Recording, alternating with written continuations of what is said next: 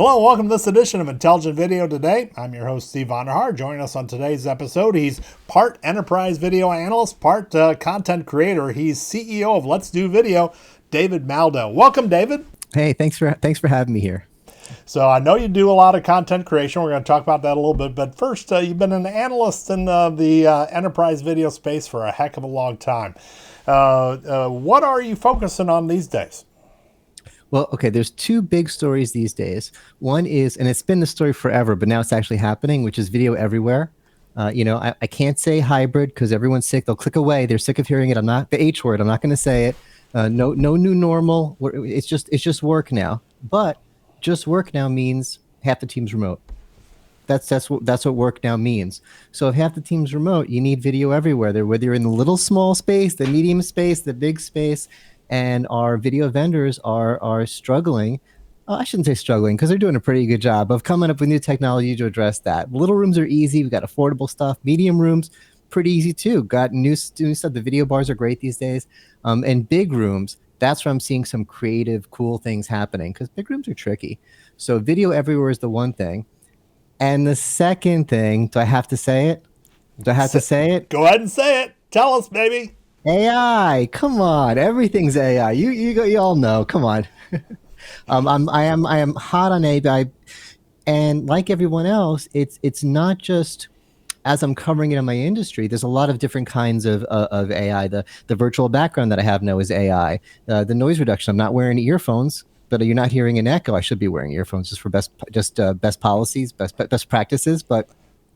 All that's AI, but I'm not just excited about AI in my industry. I'm excited about all the new AI stuff. I'm all over ChatGPT. I'm doing a series, a content series, a video series on YouTube called The AI Chefs with another analyst, Kevin Keeler. And I use AI to put chef's hat on us, fake chef's hats on us, and we give tips on using stuff like ChatGPT. So video everywhere and AI. Now, you mentioned creating a video for social media. I've been seeing you do a lot of stuff about Zoom Companion 2.0. They just released that updated version of their AI companion. Are you finding anything that you like about that new solution? Yeah, I think it's very exciting, and I'm a little concerned because I don't think people quite get it because of the marketing or the branding 2.0. What was 1.0? There was something else called Zoom Companion before, but it had nothing to do with what this 2.0 thing is.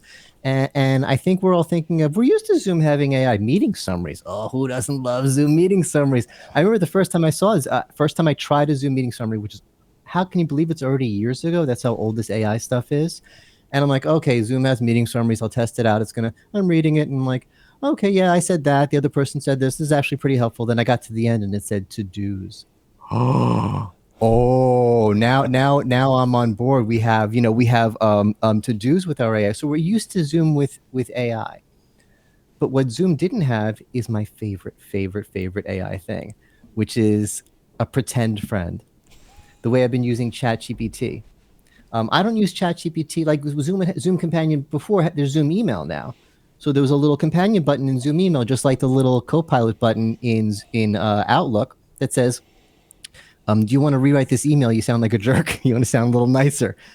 I love that stuff, but in my mind, that's not a Copilot. That's not a companion. Zoom didn't have a real thing, and now it does. What they're calling 2.0, okay, I'm calling it 2.0 because that's what they're calling it, but I think of it as the real Zoom companion. It's a panel, and when I open it up and I say, hey, it's me, you know who I am. It says, yeah, you're David Maldow, CEO of Let's Do Video. Do you want help with another one of your YouTube videos? And very few companies have a good one of this because it took us billions of dollars to develop stuff like that. ChatGPT has a good one, Copilot for Windows, Genesis for Google. There's not a whole lot of them. All the talk about WebEx, not companion. WebEx is Assistant. It has the chatty help thing, but there's no version of this. I don't know what to call it. They anthropomorphize the person, the friend, the butler. But you know what? You're nodding along, so I know you two know what I'm talking about. Yeah, no, actually, one of the things we see with Zoom Companion is that the output that we're seeing on an AI basis from Companion tends to be a lot in the text chatbot form. Do you think we're going to get to a point anytime soon when that Zoom AI Companion is going to be that visual butler, that digital avatar?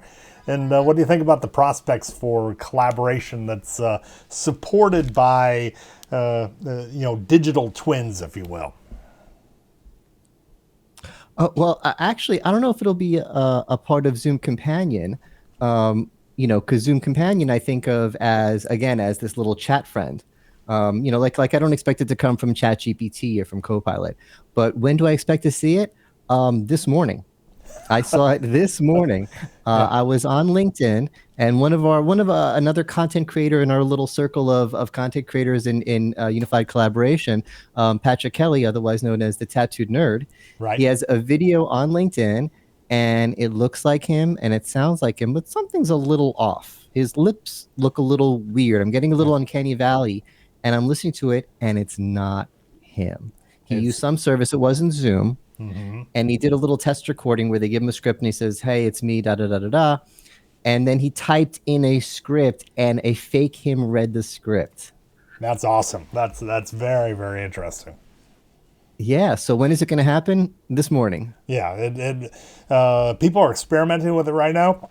It's a matter of whether enterprises are actually going to pay for the stuff over time, and that's going to be the big battle: is the adoption, the video corporate culture. How many companies, how many organizations will be video first in nature? And I think the jury's still out a little bit on that, and a lot of that's going to be driven by our friends at Microsoft and Google in terms of how fast they're going to drive video within their collaboration platforms. Handicap the battle, if you will, between Microsoft and Google. You cover the collaboration space real closely. Where do we stand in that battle right now, particularly as it relates to some of the video meeting and video creation applications that we like to follow? Well, I think it says something that my reaction to your question is, I'm surprised you're asking about the Microsoft Google battle and not the Microsoft Zoom battle, because Yeah. that's the way I think I usually think of the battle, particularly with there's video and there's AI. AI. I keep hearing the Copilot companion. It's a big battle. Companion's free. It's free. I've been using it, and it does what Copilot does. And actually, I think it does something that Copilot doesn't. Now that I think about it, which Copilot does, yeah, like we said before, I'll fix your email. I'll fix your chat message, and it does have the persistent Copilot for Windows. Yes, I know that you're David, and I talked to you yesterday. But Zoom's persistent one can say, "Yeah, I see your document. I'm reading your document. What do you need help with?" I know Copilot for Word can see my document, but I don't think Copilot for Windows, which is my friend, my favorite, I don't think that can. Right. So I think that's an advantage, advantage Zoom when it comes to AI chatbots, persistent AI chatbots. And I think the same thing for Genesis. I've been playing a little around with Genesis, and it's like ChatGPT. I go to genesis.google.com or whatever Are we talking name is. Gemini here? Gemini, Yeah. yes. Yeah. The Right. fact that I got it wrong says something too. I haven't been Yeah. spending as much time with it, and I haven't been as impressed with it. But the same kind of thing. I know that in Google Mail, there's a little Gemini button to fix my mail, but does the persistent Gemini? I don't think that can see my stuff. Yeah. So I think Zoom has an advantage that its friendly chatbot friend can see your work. Well, David, I'll tell you, don't sleep on Google. We just saw in the past month or so, the general release of Google Vid, which is a pretty nifty AI assisted video editing platform, video creation platform embedded within the main Google productivity suite. And quite frankly, when you look at what is coming out of Google from an AI video creation standpoint, it is far ahead of what we're seeing from a Teams perspective. So don't sleep on our friends in Silicon Valley. They're doing some strong work as well. Excellent. I'll be keeping an eye on Google. So you track the world of video hardware quite a bit. What's fun going on there? There is something that I want. And the temptation is there's so much cool stuff coming out. This shows I'm not pay for play, by the way, because there's so much cool stuff coming out from the companies that I cover and work with that I could easily go with one of those and make one of my sponsors happy. But there's an item from a company called Elgato, which I love, which I don't work with because they're not really an industry. They're for the kids on Twitch, which makes me crazy because their devices are actually perfect for business streaming. But you go to their website and it's like, hey kids, gear up your phaser guns. I'm like, oh, you're killing me here. But a lot of people probably heard of them from, I don't know if my cord's long enough to reach. Oh, you can't see. The Stream Deck device, which is a little device with buttons, and people think of it for streaming because I press it, it'll switch my scenes and change my backgrounds and start my stream. You can use it for Excel, sum up my numbers. You can use it for everything. I use it for business all the time. They make a bunch of great devices. They should be in our industry. They make a kit with a camera and a light and a microphone. It's a podcasting kit. But it's for the kids. But the one device that they have, which I'm not seeing from our industry or seeing a good one, is a teleprompter. I've seen clunky, expensive, hard to use, bad software, learning curve teleprompters for years. This is a teleprompter, and it functions like a USB screen. You treat it like a third monitor. So you don't have to do special software or whatever. You just put whatever you want to read right on there, and it's right in front of the camera. And there's so many uses, but the use app that's making me crazy that I need this thing for. This is my Christmas gift to myself. Is streamers, they take the chat. If you're streaming on YouTube, this is what it looks like when I'm streaming on YouTube. Oh, that's very interesting, John from chat. Hey, thanks for being here. And oh, Bill from chat. Thanks. That's very smart of what you said. Isn't it much better from talking to Bill and John like this? Yeah. So look at them straight in the face like that, right? Yeah. So I don't want to put my script up there. I want to put you, my viewers, up there.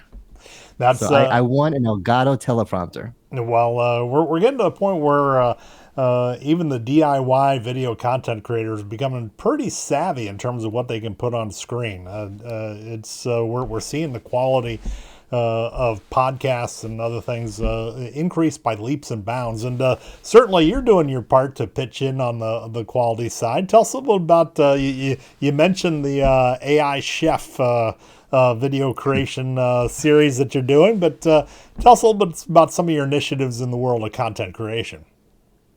Well, I have a tutorial out now. What I'm doing, and I can't really demo it here because we're in a different streaming environment. Right. But I use OBS with Zoom to bring my guests into my scene with me. Wow. So instead of being in different, nothing against what we're doing here. This is the standard way we do it. We're in our own boxes, but I'll have you as a guest. We'll put a link in somewhere. I'll have you a guest on my show, and instead of being in boxes, it'll look like you're sitting next to me in my boardroom. That's what makes you the king of. That's what makes you the king of video content creation, David. That you're busting the borders. You're busting the conventional approach. So this is, people watching this just seeing the typical talking head video.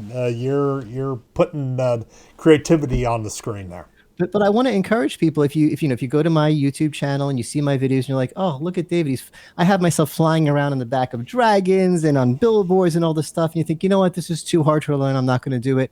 No, it's a progress. It's a learning curve. My first video, I was sitting in my office without a green screen with my ugly wall behind me. Look, my hair is still flickering because I don't have perfect lighting in here. If I got the right kind of lighting, if I could have the ideal setup, it would look better. You can see sometimes you see little bits of green from my green screen. It's not perfect. Sometimes my audio isn't perfect. It's a journey. Couldn't find the word journey. It's a journey. So start with what you have. Even if it's a laptop and a headset, and just start putting up that content. You'll learn as you go, and it's just streaming is one of the best things ever. Streaming and content creating. I say streaming because I love the live part, but putting up videos on YouTube, same thing. I'm connecting with you. I tell people, don't let perfect be the enemy of good when you're creating a video. Yes. A half-done video is as good as any written document out there. So more engaging and draws more attention. So how is AI impacting your ability to create those videos? You talk about dropping you into different scenes. Is AI helping you be more creative in that area? Yeah, there's a couple ways it's helping. One is, and this is what I suggest everyone starts using AI for. There are tasks involved with content creation that are boring and that aren't creative. My creative energy is coming up with what I'm going to say and coming up with what I'm going to do. If I'm going to fly across the screen on a dragon, or if I'm talking about some company's video bar, if I'm going to have the video bar appear above my head or whatever, that's my value, the creative stuff. But the boring stuff, writing the YouTube description, are you kidding me? It is not cheating. It is not cheating to use ChatGPT to write your YouTube description. If you go to my YouTube channel and you read some of my, you'll see, oh yeah, that looks like ChatGPT helped. I don't think you're going to think anything less of me or not watch my videos. I would rather spend my time making videos. But and what is that YouTube channel again? We'll put it on the bottom of the screen here. What's that channel people should look? Let's Do Video. Okay. Please like and subscribe. Okay, we'll put that. They should subscribe to Let's Do Video, and they should subscribe to Intelligent Video Today too. So yes. Both of us, rising tide lifts all boats. I'm sorry I cut you off. Oh yeah. Another way that I'm using it is actually to help with the creativity for things that I can't do otherwise. And I feel a little bit bad about this, but if I was rich, I would have a team of artists, and they would be making amazing backgrounds for me. But I'm not rich, and I can't afford a team of artists. So I've been using Copilot for Windows because ChatGPT doesn't do graphics for free. Mm-hmm. And Zoom does have AI that draws backgrounds, but it doesn't draw everything I want. And I've been using it to draw me all kinds of wonderful universes to go through. I always wanted a Flintstone-looking universe, and I had it draw me, and it looks like I'm in the Flintstones. I mean, all kinds of amazing stuff. A King Kong. I'm in the some that I use for Let's Do Video. I also have a guitar stream, which is a little more fun and crazy stuff. I have myself King Kong is climbing the Empire State Building, and AI generated, and holding me in his hand as I'm playing guitar. I could not do that without AI. Yeah. So I have a ton of fun AI graphics and scenes that I'm using. That's awesome. So look at the crystal ball a little bit. 3 to 5 years. Where is AI taking video content creation over the long haul? What should we be expected to be wowed by over the long-term horizon? I think the production value is going to go way up. A lot of the things that only I can do because I spent years learning how to use OBS, anyone will be able to do. It's the stuff I do is fun, but some of it is tricky. All the different scenes and flying around and crazy stuff. It takes OBS plugins. I have tutorials, but you have to watch the tutorials. In a few years, you're going to just say, whether it's Zoom or OBS or whatever the software is, change my background and put me in an office. Put me in a bar, put me up on stage, and you won't have to resize yourself. And I mean, just setting up right now, right? We had to resize ourselves in these boxes. The way I logged into this thing, I was bigger than the thing. So you had to manually reframe me. You'll just say, what are we using? Whatever system we're using, software, reframe David. Right. And there you go. I like to look at it as a sense of being as part of a video processing platform akin to a word processor that over time it's going to be as easy to manipulate your video leveraging AI as it is using a word processor like Word or what Google offers, and bringing together multi-modes. In the Word document, you'll bring together images, graphics, text. In video, you're going to be bringing together the different modes of what you're going to be putting on screen, your background, your character, your voice, the audio, and using that processing platform to bring it all together. So certainly we have fun times ahead of us and a lot of things to watch, both as a video content creator and as an enterprise video analyst. So thanks so much, David, for taking the time to visit today. It's great to catch up, and best of luck to you folks at Let's Do Video. Thanks so much. And we thank you for taking the time to watch today's episode. If you want more insight from industry thought leaders like David Maldow of Let's Do Video, go to the YouTube link for Intelligent Video Today. Just like we pointed you to Let's Do Video, you can also subscribe to the Intelligent Video Today channel to get notifications of more interviews in our Intelligent Video Today series. For IntelliVid Research and Intelligent Video Today, I'm Steve Vonderhaar. Thanks for your time.